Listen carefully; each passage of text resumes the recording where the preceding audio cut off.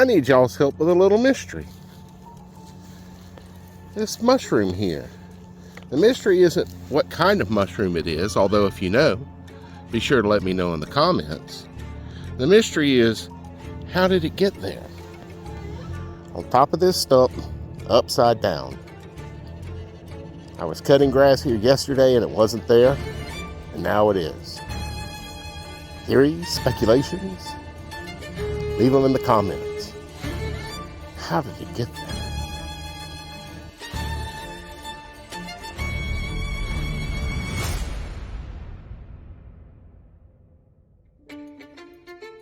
Y'all subscribe now, you hear?